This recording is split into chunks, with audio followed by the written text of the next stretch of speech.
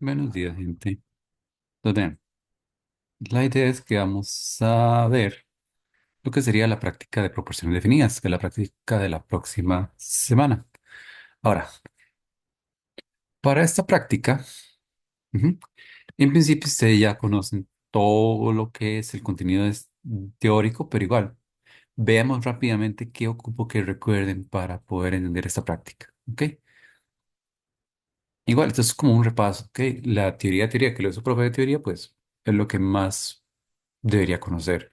Ahora, en esta práctica vamos a estar viendo todo lo que son ecuaciones, bueno, y reacciones químicas, ¿ok? Ahora, vamos a ver esto, obviamente enfocado en lo que sería proporciones definidas, pero como para irnos ubicando, recuerden, ¿ok? Que la reacción química es básicamente cualquier cambio químico, ¿de acuerdo? Cualquier cambio químico que ocurre, eso es una reacción química, ¿ok?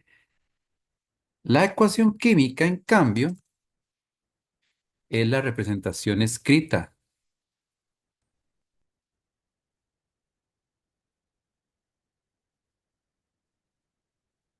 ¿Ok? Es decir, la reacción es lo que ocurre en el beaker, la ecuación química es cómo lo representamos con números y letras. Ahora, de las ecuaciones, ¿ok? Recuerden que ustedes tenían varias partes, ¿cierto? Ahora, pongamos el ejemplo más práctico. No tengo flechas aquí, entonces vamos a usar una igual para representar la flecha, ¿ok? Espero que puedan vivir con eso. Entonces digamos que tenemos algo así. La reacción que van a estar estudiando esta semana en el laboratorio, ¿ok? HCl más NaOH igual NaCl más agua. ¿Ok? En esta reacción química,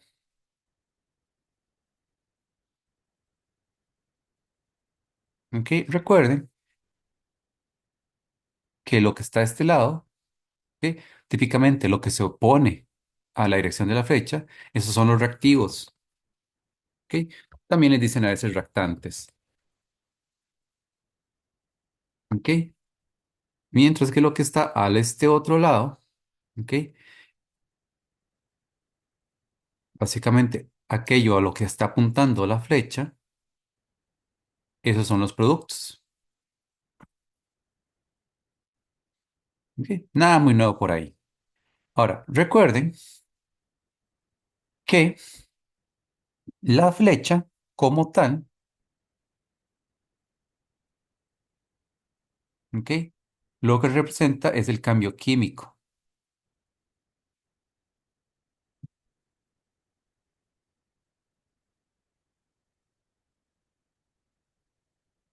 Ahora, otros detalles importantes. En principio, para que la ecuación se considere que está correcta, ¿ok? Tiene que indicarse varias cosas. Por ejemplo, para que la ecuación se considere correcta y completa, tiene que indicarse estado de agregación,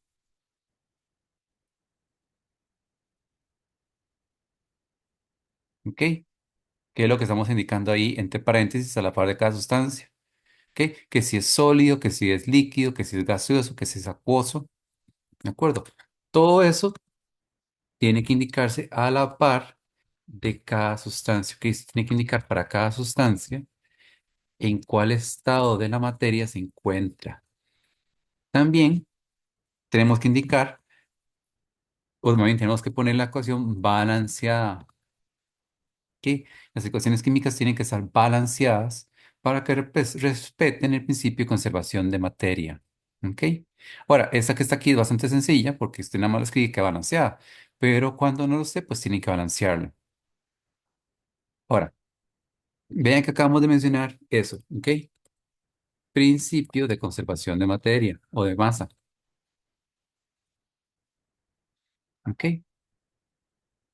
Eso es lo que ustedes han visto desde, pues, como en la escuela probablemente, que es lo que dice que la materia no se crea ni se destruye,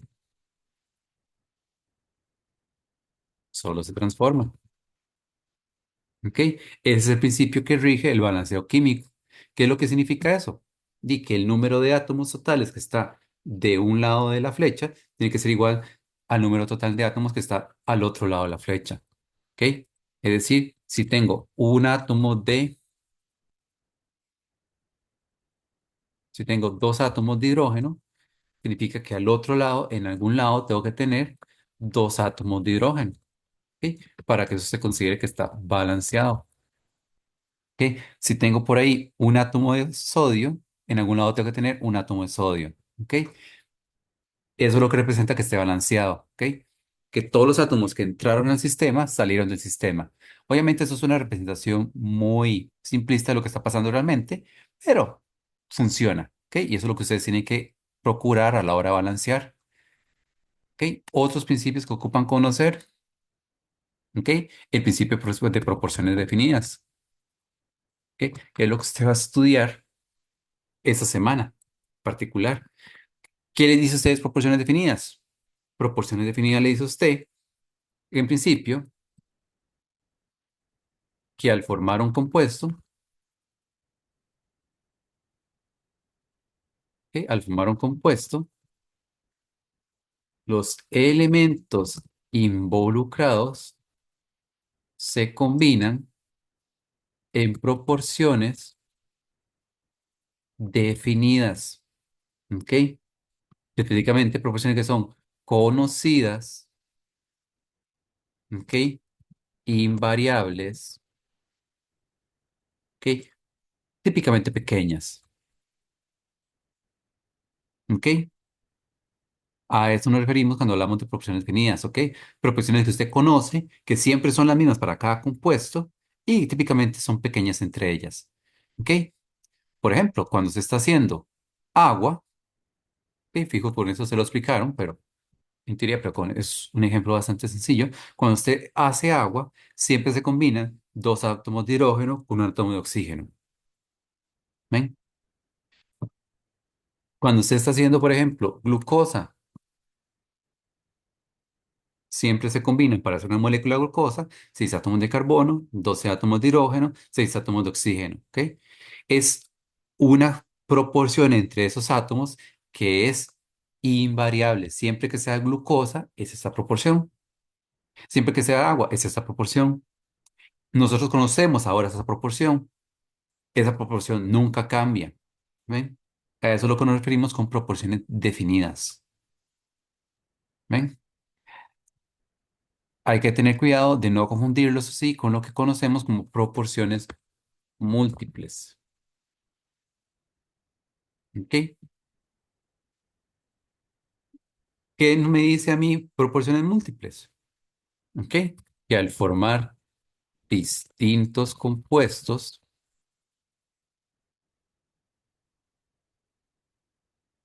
¿ok? A partir de los mismos elementos,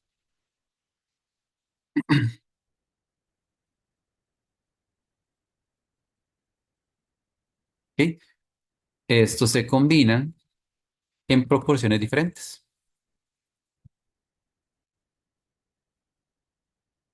¿Ok? Básicamente específicas para cada compuesto.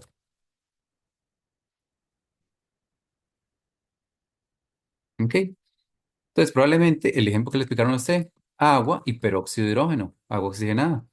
Si yo voy a hacer agua, ya decíamos, combinamos dos átomos de hidrógeno con un átomo de oxígeno. Esa es la proporción para el agua. Si voy a hacer peróxido de hidrógeno, combino dos átomos de hidrógeno con dos átomos de oxígeno. Esa es su proporción específica. ¿Sí? Son dos compuestos basados en los mismos dos elementos, pero se fabrican usando proporciones diferentes, recetitas diferentes de elementos. O por ejemplo, si vamos a hacer compuestos entre cloro y hierro, como el que algunos de ustedes hicieron la semana anterior, o hace 2 semanas, no recuerdo, no, hace 2 semanas. Cuando uno hace cloruro de hierro, uno puede tener cloruro de hierro 2 o cloruro de hierro 3. ¿Ok? Son los mismos elementos creando dos tipos de compuestos distintos. ¿Cómo lo hacen?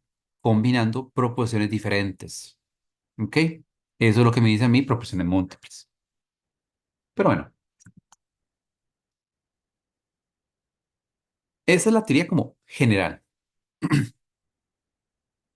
Ahora, nosotros vamos a aplicar toda esa teoría, ¿ok? Para estudiar todo lo que es el concepto de reactivo limitante, ¿ok? Ahora, ahorita vamos a ver más de lo que es reactivo limitante, que cuando estamos viendo el procedimiento. Reactivo limitante, recuerden, es el reactivo que limita el avance de la reacción. Básicamente, es el reactivo que define cuánto puede producirse en la reacción. ¿Ok? Dice ustedes cuánto de producto pueden obtener para una reacción. Ahora, ¿por qué? ¿Cómo hace eso? Simplemente el reactivo limitante limita la reacción porque es el que se gasta primero.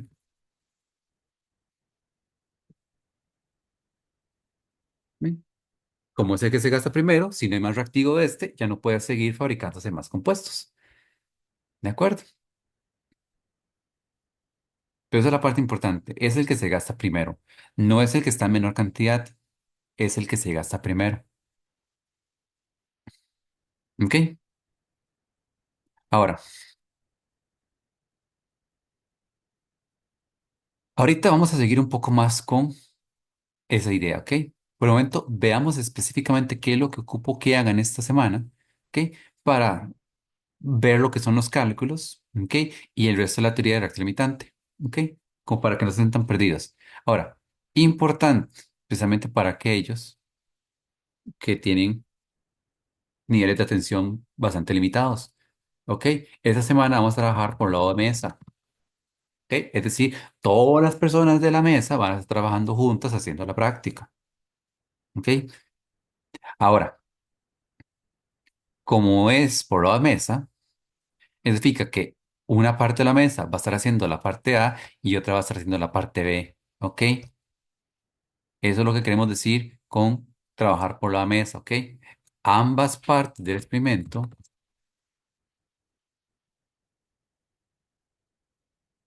Es decir, la parte A y la parte B, se trabajan simultáneamente, ¿ok? Es decir, las dos a la vez no van a hacer una parte primero y la otra parte después porque no les da tiempo, ¿ok? Por eso lo hacemos por la mesa también, para que entonces una parte de la mesa pueda hacer la parte B y una parte de la mesa pueda hacer la parte A, los dos a la vez. Ahora, igualmente, como vamos a trabajar simultáneamente, solo se prepara dos buretas por lado de mesa, ¿ok? Una bureta con HCl y una bureta con NaOH. Ese es quizás el mayor motivo por el cual hacemos esta práctica así, por la mesa, porque no puedo pedir reactivos para que cada pareja lo haga, porque me cuelgan, ¿ok? La escuela lo considera un desperdicio. Entonces vamos a hacerlo así por la mesa. También eso significa que si ustedes desperdician los reactivos, no les voy a dar más. Entonces, para que lo tengan presente, ¿ok? Y esa es la regla más importante, ¿ok? Ambas partes se trabajan a la vez y son dos puretas por la mesa. ¿Ok? Ahora, las partes del experimento en realidad son muy sencillas. En la parte A vamos a tener cantidades iguales de reactivos. ¿Ok? Y en la parte A, en la parte B vamos a tener NaOH en exceso, no HCl en exceso. ¿Ok? Esas son las dos partes del experimento. ¿Ok? Cantidades iguales y HCl en exceso. ¿Ok? Ahí ustedes deciden quién hace qué. Nada más. No decidan durante más de un minuto quién hace qué. ¿Ok? No es una decisión muy difícil. Pueden tirar una moneda para ver quién hace qué. Es la misma barra al final del día. Ahora, ¿qué es lo que tienen que hacer? Bueno, ya después de que preparen las buretas, cada pareja de cada, bueno, las parejas del lado de mesa tienen que, ¿ok? Prepesar sus cápsulas de porcelana y vidrios de reloj, ¿ok? Porque va a haber una evaporación en algún momento. Entonces tiene que tener la masa de la cápsula de porcelana y la masa del reloj. Eso es lo primero que tiene que tener por ahí. Entonces, mientras una parte de la mesa está haciendo las buretitas, la otra parte de la mesa va a ir a pesar sus cápsulas. ¿Ve? Para que cuando esta gente regrese con las masas ya listas, las boletas estén preparadas. ¿Ok? Eso es organizarse. Recuerden que no ocupan dos seres vivos para operar una balanza, porque la balanza solo tiene campo para una persona. Igual con la boleta. Solo una persona ocupa preparar la boleta. ¿Ok? Quedarse viendo cómo el compañero prepara la boleta es tonto. Es un desperdicio de tiempo. ¿Ok? Entonces, para que tengan presente. Entonces, vamos a preparar las cápsulas de porcelana y los vidrios de reloj. Vamos a preparar las buretas. ¿Ok? ¿Ok? Esas cosas están haciéndose a la vez.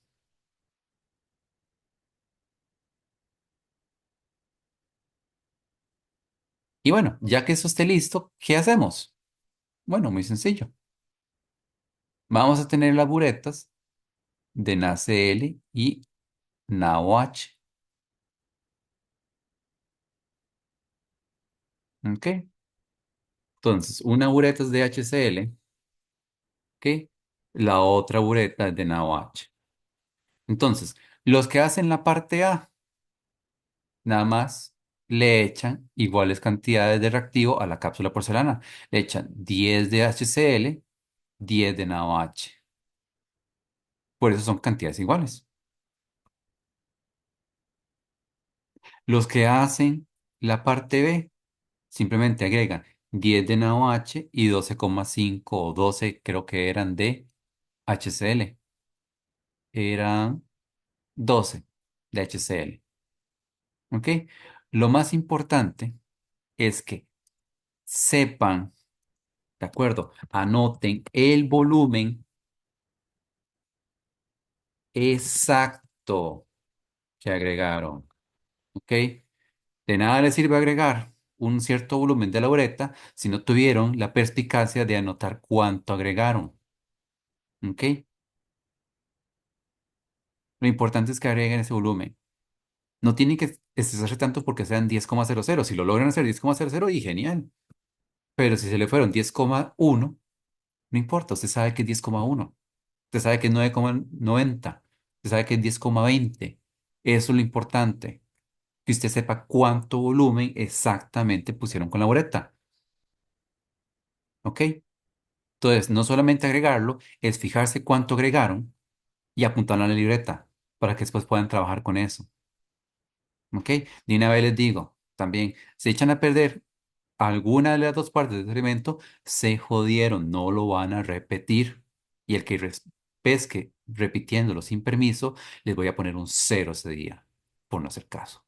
¿Ok? Entonces, háganlo bien, porque ya les dije, los reactivos están contados.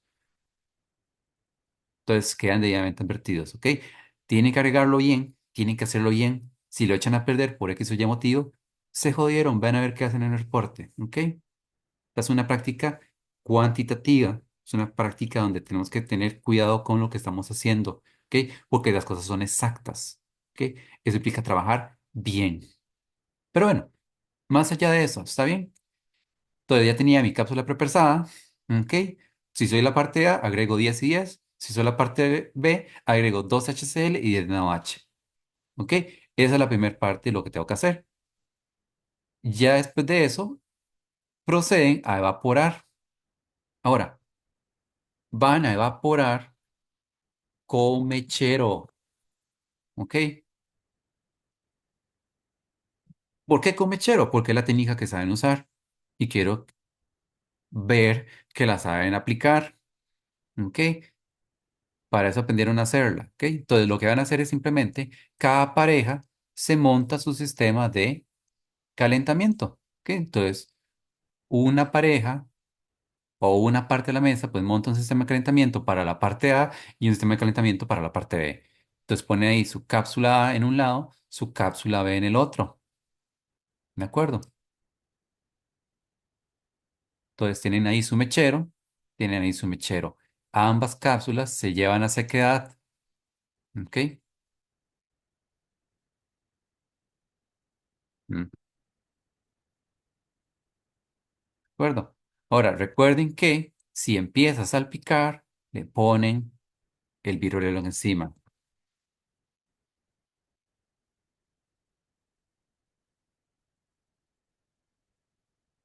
Por eso es que también ocupaban la masa del virolelo, por si empieza a salpicar, para que no pierdan sal, porque esta semana sí nos interesa ver bien cuánta sal queda en la cápsula porcelana. ¿Ok? Esta semana, a diferencia de la primera, que era más ilustrativo, esta semana sí nos importa saber exactamente cuánta sal se pierde. Y perder sal es un error. Entonces, tanto la parte A como la parte B tienen su propio sistema de calentamiento, lo ponen a curar y cuando se seque, pues apagan el mechero, lo dejan enfriar y lo pesan. ¿Ok? Nada del otro mundo. ¿Ok? Es simplemente repasar que saben hacer esto ya de una vez. Ahora, ¿está ahí?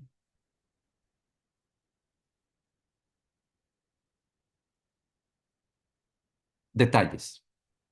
Asegúrense que agreguen como exceso el HCl. Por eso hemos hecho hincapié a que el reactivo que se va a agregar en exceso en la parte de es el HCl. ¿Ok? ¿Por qué? Porque el HCl es técnicamente un gas que está nadando en una solución.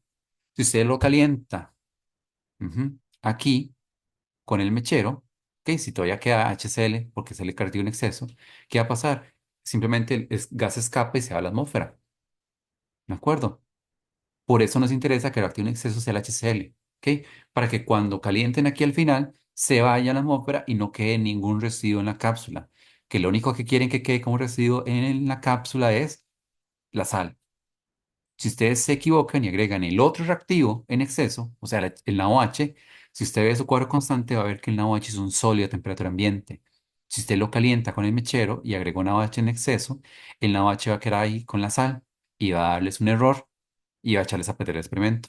Entonces asegúrense de poner HCl como reactivo en exceso. ¿Ok? Eso es muy importante. Ahora, técnicamente ese es el procedimiento. El procedimiento, vean que es bastante simple. Es algo que ustedes más o menos ya saben hacer. La diferencia es que tienen que hacerlo exacto. ¿Ok? Exacto y con cuidado. La parte complicadilla son los cálculos. ¿Ok? Esa es la parte que usualmente a muchos de ustedes se les enreda. Entonces vamos a hacer un ejemplo de cálculo. No vamos a hacer, eso sí, lo mismo que ustedes van a hacer en oratorio porque no tendría chiste. ¿Ok? Entonces vamos a combinar, qué sé yo, 15 mililitros de KOH. ¿Ok? El reactivo va a ser 2 mol por litro. Y vamos a combinarlo con 17,5 mililitros de, qué sé yo, HBr. ¿Ok? 2 mol por litro. ¿De acuerdo? Vamos a combinar este par de reactivos. ¿Ok? Ahora, vean que la reacción en este caso, ¿ok? Es esta. ¿Ok? Ustedes ocupan la reacción balanceada para poder hacer cualquier cálculo de reactivo limitante. ¿Ok? Ahora, no hay problema, porque en la práctica y en el cuadro constante, bueno, en el documento del cuadro constantes, viene la ecuación balanceada que ustedes ocupan esta semana. ¿Ok? La que ustedes ocupan, que es la que escribí hace rato, es esta. ¿Ok? Vamos a hacer nosotros un ejemplo de cálculo con esto, simplemente para que vean cómo se hace. ¿Ok? No porque es que el que van a hacer, para que aprendan a ver cómo se hace, en caso que tengan dudas al respecto. Ahora, lo primero que tienen que hacer en un problema reactivo limitante, ¿ok? Es calcular los mol de cada sustancia. ¿Ok? Ahora, lo diferente, ¿ok? Con la práctica es que tienen disoluciones. ¿Ok?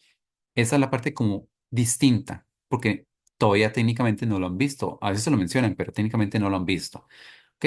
Ahora, no es nada del otro mundo. ¿Ok? Por eso se lo voy a explicar rápidamente. ¿Cómo calculo los moles cuando tengo una disolución? Bueno, digamos que tengo los 15 mililitros del KOH. ¿Ok? Y vean que es 2 mol por litro. Eso significa que es 2 mol entre litro. ¿Ve? Ahora, ven la idea. La idea es que tienen un volumen y tienen un volumen abajo. ¿Ok? La idea es que eventualmente pueden cancelar. ¿Qué es lo que tienen que asegurarse? Tienen que asegurarse, eso sí, que estén en las unidades iguales. Entonces, para poder hacer este cálculo, tienen que convertir los 15 mililitros o los mililitros que tengan a litros. Sería 0,0015,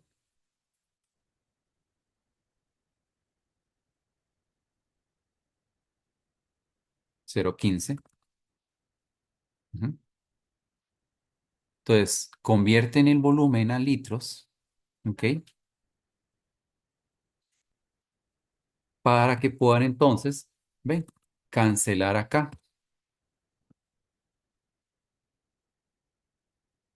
Entonces, vean que si usted hace esto, ahora los volúmenes tienen las mismas unidades y pueden cancelarse. ¿Y qué es lo único que queda? Lo único que queda es un mol arriba, ¿ven? Entonces, obtendrían 0,030 mol de KOH. ¿Ven? Así es como uno calcula los mol cuando tiene disoluciones. ¿Ok? Se asegure de que la unidad de volumen sea la misma para que cuando multiplique se cancele y le dé los moles nada más. ¿Ok? Veámoslo, por ejemplo, para la otra sustancia, 17,5 mililitros de HBr. ¿Ok? Entonces, convierto esto a litros, 0,0175 litros. ¿M? Y ya que tengo eso, entonces, ¿qué hacemos? Multiplicamos volumen por concentración. ¿Ok? ¿Por qué? Porque lo que queremos es que se cancele la unidad de volumen y me quede únicamente mol. ¿Ven? Y entonces ahora tenemos, para el caso del HBr, 0,035 mol. En este caso, mol de HBr. ¿Ok? Entonces, para que lo tengan ahí apuntado, cuando ocupan con calcular mol a partir de una disolución, usted lo que hace es concentración por volumen, eso les da moles. ¿Ok? Es una pequeña fórmula, básicamente. ¿Ok? Cuando ocupan moles a partir de una concentración, de mol por litro, hacen concentración por volumen y eso le da mol. ¿Ve? Porque se cancelan las unidades. ¿Ok? Entonces vea que ya tenemos los moles de cada sustancia. Ahora sí, ya podemos entonces hacer el cálculo de reactivo limitante y reactivo en exceso. ¿Ok? Entonces, hagamos este cálculo. Ok, vamos a determinar quién es el reactivo limitante y quién es el reactivo en exceso. ¿Ok? Ahora, muy probablemente su profe de teoría le habrá explicado a usted que existen muchas, muchas, muchas formas de calcular esto. ¿Ok? Básicamente, cada persona tiene su manera de entenderlo y explicarlo. ¿Ok? Obviamente, yo les voy a explicar la que considero la más sencilla. Pues se entiende esto de otra forma diferente y lo domina de otra forma diferente, puede hacerlo. ¿Ok? Técnicamente, mientras su sistema de cálculo sea correcto, va a estar bien. ¿Ok? Entonces pueden entrar a ese problema como les dé la gana, mientras hagan sus cálculos bien, da igual como los hayan hecho. No tienen que hacerlo como lo hago yo. ¿Ok? Pueden hacerlo como se lo enseñó el profe del cole. Mientras tenga todo sentido, funciona. ¿Ok? Ahora, a mí me gusta una técnica muy sencilla, que es calcular cuánto, ¿ok?, de sustancia de interés genera cada reactivo. ¿Ok? ¿Qué significa eso? Hagámoslo, por ejemplo, para el KOH. Recuerden que teníamos 0,030 mol de KOH. Acabamos de calcularlo. ¿Ok? Todo lo que hacemos es montarnos un factor estequiométrico. ¿Ok? Un factor estequiométrico se hace viendo la reacción. ¿Ok? Entonces, vean que tienen KOH arriba, ocupo poner KOH abajo. ¿Ok? Entonces tengo KOH abajo. ¿Cuánto KOH tengo? Lo que diga la reacción. Entonces, como aquí adelante hay un 1, entonces ahora entiende. Entonces pongo un mol de KOH. ¿Ok? Y arriba pongo lo que me interesa generar. ¿Qué me interesa generar?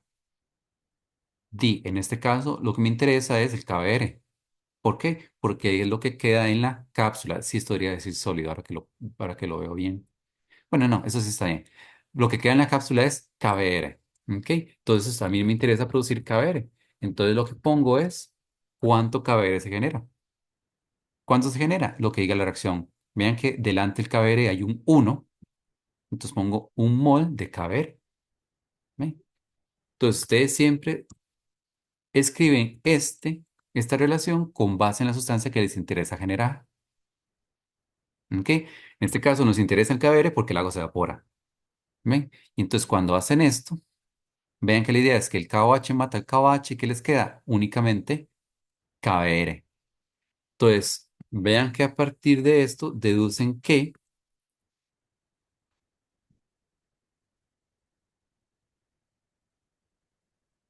¿ok? Vean lo siguiente.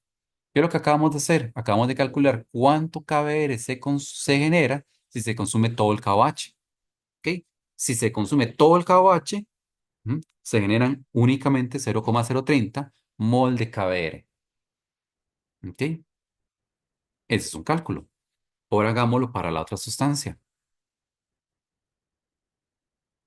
Vea que teníamos 0,035 mol de HBr. ¿Ok? Igual montamos el factor estequiométrico. Entonces, como HBr está arriba, pongo HBr abajo. Entonces, tengo HBr, que es la sustancia que tengo que cancelar. ¿Ok? Me fijo cuántos moles tiene adelante. Tienen uno. Entonces pongo un mol de HBr. Y arriba pongo la sustancia que me quiero generar. Vean que aquí, de nuevo, quiero generar KBr. ¿Ok? La sustancia de interés, la sustancia que generan, siempre es la misma para ambas comparaciones. ¿Ok? Entonces, vean que agarro KBr, me fijo en el coeficiente que tiene delante, sigue siendo uno, les pongo un mol de KBr. Entonces, ahora sí, ya que tienen esto, ¿ok? Vean que en principio HBr cancela a HBr y nada más les queda KBr. Entonces, a partir de 0,035 mol de HBr, pueden generar 0,035 mol de KBr. ¿Ok? Es decir, cuando se consume todo el HBr, únicamente generan 0,35 mol de KBr. ¿Ve? Ya calculé cuánto se genera de producto de interés a partir de cada reactivo. ¿Quién es el limitante? ¿Ok? El limitante, usted recordará, el reactivo limitante es el que genera menos producto de interés. ¿Por qué es el que genera menos producto de interés? Porque como se gasta primero, es el que va a generarles menos. ¿Dónde hay menos? Aquí, ven que aquí generaron solo 0,30 y aquí generaron 0,35. Entonces, como aquí generaron solo 0,030, eso significa que este reactivo que está aquí arriba, este que está aquí es el reactivo limitante, el KOH. ¿Ok? Y este que está acá abajo es el reactivo en exceso, el HBr. ¿Ven? El que genere menos producto de interés es el reactivo limitante. En este ejemplo, el KOH, porque cuando se gasta solo genera 0,030. El otro, cuando se gasta, genera 0,035, que es mayor. Entonces significa que el HBr está en exceso. ¿Ven? Entonces, ese es el reactivo limitante, ese es el reactivo en exceso. ¿Ok? Ahora, ¿por qué me gusta usar este sistema de cálculo? Porque no solo es bastante obvio identificar quién es el reactivo de exceso y quién es el reactivo limitante, sino que cuando hagamos rendimiento teórico, ya me gané un paso. ¿Ok? Ahora, ¿qué era el rendimiento teórico? ¿Ok?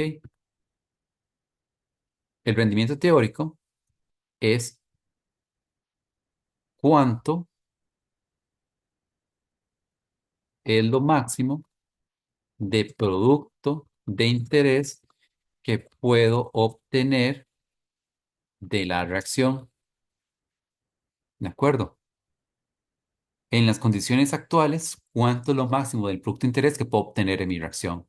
¿Ok? Eso es el rendimiento teórico. Ahora, ¿cómo se calcula el rendimiento teórico? A partir del reactivo limitante. ¿Ok? Básicamente, cuando se gaste todo el reactivo limitante, lo que me genera el producto de interés, eso es rendimiento teórico. Es decir, que esto que está acá es el rendimiento teórico, porque es la cantidad de producto de interés que se genera cuando se gasta todo el reactivo limitante. ¿Ven? Entonces vean que en este caso el rendimiento teórico ya lo tienen.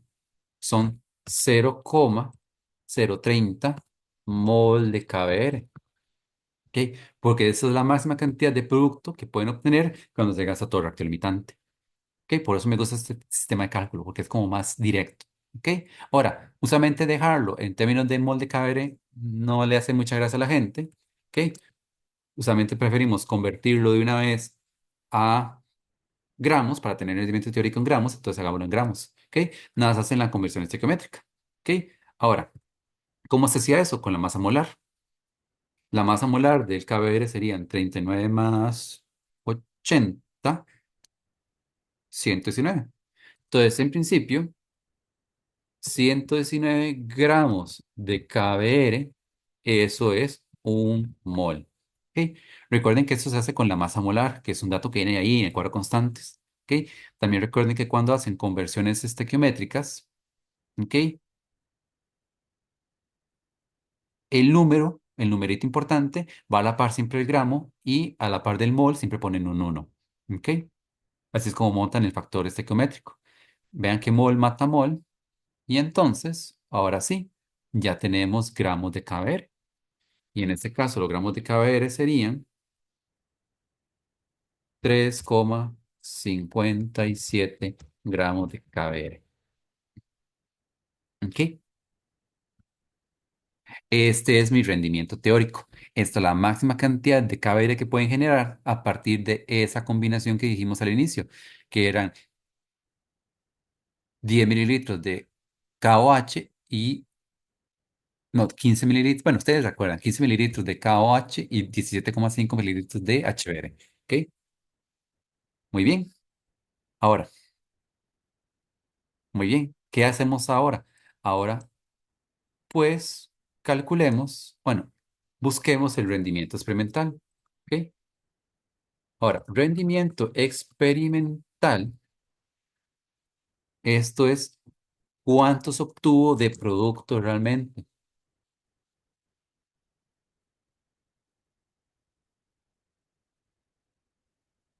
¿Ok? Cuando hicieron la reacción, ¿cuántos productos obtuvo realmente?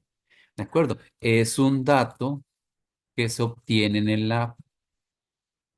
¿De acuerdo? No hay una manera, este, a menos realista, de poder predecir cuánto van a obtener de producto. ¿Ok? Eso es algo que ustedes tienen que ir y calcularlo, hacerlo directamente en el laboratorio. Ahora, ¿cómo sacamos esto? Bueno, esto va a ser la masa de producto que esté en la cápsula. ¿De acuerdo? Recuerden que ustedes en el experimento van a ir y a porar una mezcla de sustancias en la cápsula de porcelana. Lo que sea que quede ahí, eso es el rendimiento experimental. ¿Ok? Es un dato de laboratorio. Simplemente por varas, digamos que, por ejemplo, se obtuvo en la cápsula 3 gramos de KBR. ¿Ok? Ahí como dato problema, obtuvieron 3 gramos de KBR. ¿Ok? Ese es un dato que me acabo de inventar, pero es porque el problema que estábamos haciendo literalmente me lo acabo de inventar. ¿Ok? Ustedes no se lo tienen que inventar, ustedes tienen que pesarlo y ver cuánto sal obtuvieron. ¿Ok? En el caso de ustedes, el producto que están interesados en estudiar es el NaCl. Entonces hacen unos cálculos respecto al NaCl y el rendimiento experimental pues va a ser la masa KCl, el NaCl en la cápsula. Ahora, ¿por qué me interesa el rendimiento experimental? Porque a partir de esto puedo calcular porcentaje de rendimiento. ¿Ok? El porcentaje de rendimiento es básicamente una relación de cuánto obtuve a partir de cuánto esperaba. ¿Ok? Básicamente es esto, es una relación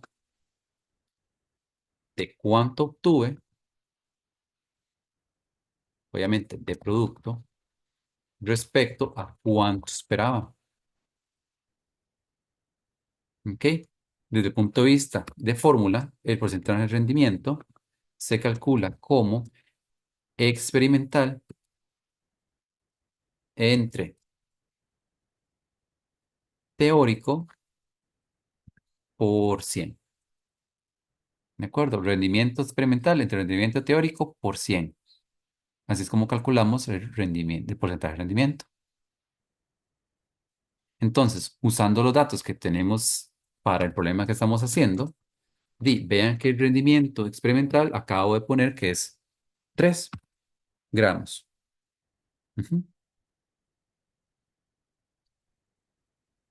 Y el porcentaje y el rendimiento teórico que calculamos eran 3,57.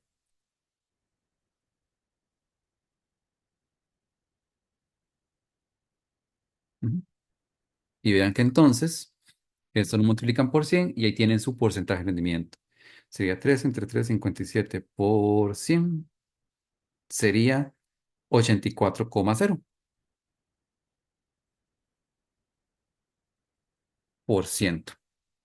¿Sí? Ese es mi porcentaje de rendimiento.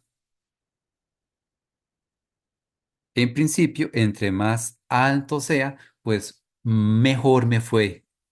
¿Ok? Entre más alto sea, significa que más productos recuperé respecto a lo que esperaba. Nunca esperen que sea 100. ¿Ok? ¿Por qué no va a ser 100? Porque siempre hay errores al medir en la bureta o en la balanza, siempre hay pérdidas por salpicadura. ¿Ok? Siempre hay cositas que pueden pasar que hacen que usted pierda producto y que por lo tanto su porcentaje de rendimiento baje. ¿Ok? Ahora, si le da más de 100, ahí sí preocúpense porque algo hicieron mal. Probablemente no evaporaron bien. ¿Ok? Pero sí, esa es la idea. ¿Ok? Vamos a calcular porcentaje de rendimiento.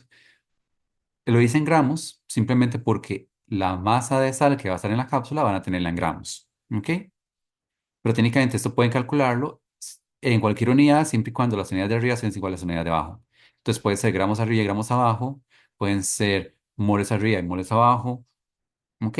Pueden ser kilos arriba y kilos abajo. Mientras las unidades sean las mismas, para el rendimiento teórico y experimental pueden calcularlo en las unidades que les dé la gana. Nada más que como la masa en la cápsula está en gramos, por eso calculé esto en gramos. Ahora, un último detalle que calculamos usualmente en este tipo de problemas.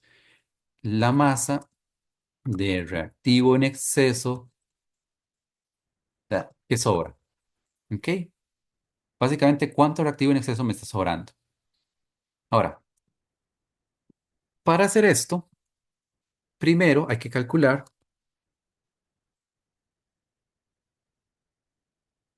cuánto reactivo en exceso sí reaccionó.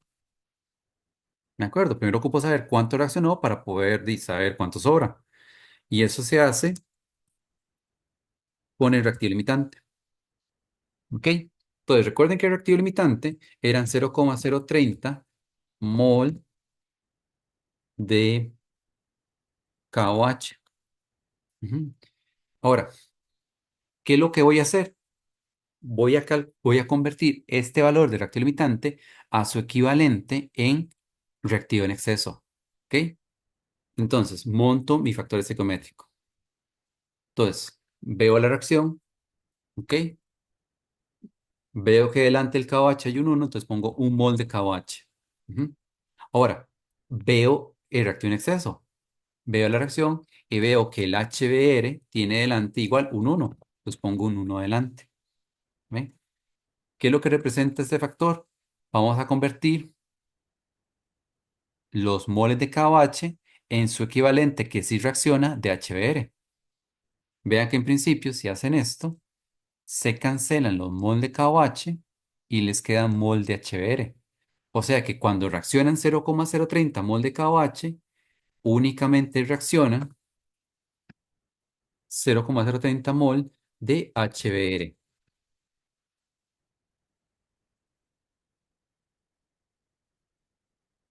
¿Ven? Eso es lo que significa este factor estequiométrico. Estamos viendo cuánto HBr sí reacciona a partir del KOH total. ¿Ven? Entonces, cuando se gasta todo el KOH, únicamente se gastan 0,030 mol de HBr. Eso es lo que representa este cálculo. Por eso lo hago con el reactivo limitante. La idea es ver cuánto reactivo en exceso se comió el reactivo limitante al gastarse. En este caso, 0,030. Ahora, ¿cómo calculo el reactivo que sobra? Sí, es algo como más de lógica. ¿De acuerdo? En principio, si usted tiene todo lo que hay, ¿ok? Y le quita lo que sí reacciona, ¿qué es lo que va a sobrar? Di, ¿qué es lo que resulta? Di, esto es lo que sobra. ¿De acuerdo? Si a todo lo que le quitan lo que sí reacciona, eso les da lo que sobra, ¿cierto? Y entonces, ya está. Ustedes tenían por ahí que todo lo que había de reactivo de exceso, ¿cuánto era? 0,035 mol. ¿Qué es lo que sí reacciona? 0,030. Entonces, ¿cuánto sobró? Sobró 0,005 mol de HBr. Bueno,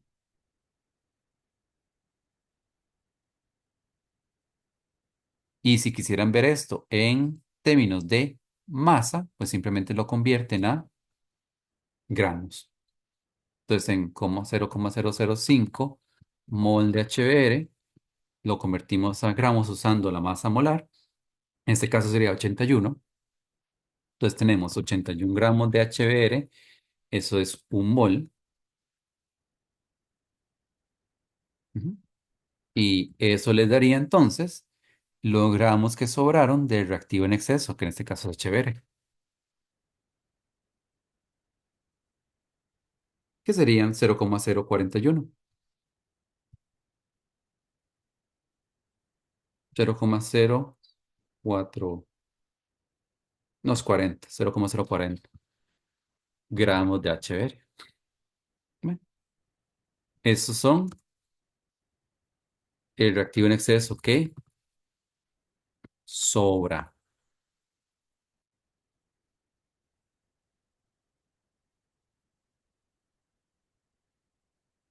¿Mm? Ahora, esos son como todos los posibles cálculos que uno puede hacer con un problema reactivo limitante, ¿ok? ¿Quién es el reactivo limitante? ¿Quién es el reactivo en exceso? ¿Cuánto es el rendimiento teórico? ¿Ok? ¿Cuánto es el porcentaje de rendimiento? ¿Cuánto reactivo en exceso sobra? El único dato que es realmente experimental y que tienen que hacer en el lab es el rendimiento experimental. Ahora, esos son los cálculos. En principio puede ser que no les costaran esos cálculos y que todo eso fue como trivial. ¿Ok? Pero prefiero explicarlos con un ejemplo que no sea el mismo del laboratorio, como para que tengan una guía de qué tienen que hacer. Sobre todo para la gente que está como perdidilla con esto. ¿Ok? En principio usted puede hacer esta misma secuencia de cálculos con los datos del laboratorio y iría a darle todo lo que ocupa. Igual si tienen preguntas, ahí pueden preguntarnos en el laboratorio. ¿Ok? Si se ponen a pensar, realmente lo que tienen que hacer en el lab es muy, muy conciso. Entonces, van a tener tiempo de aclarar todas sus dudas. Por el momento, eso sería mi parte. Ahí cualquier cosa, simplemente nos avisan, ya sea a mí o a los asistentes. Gracias.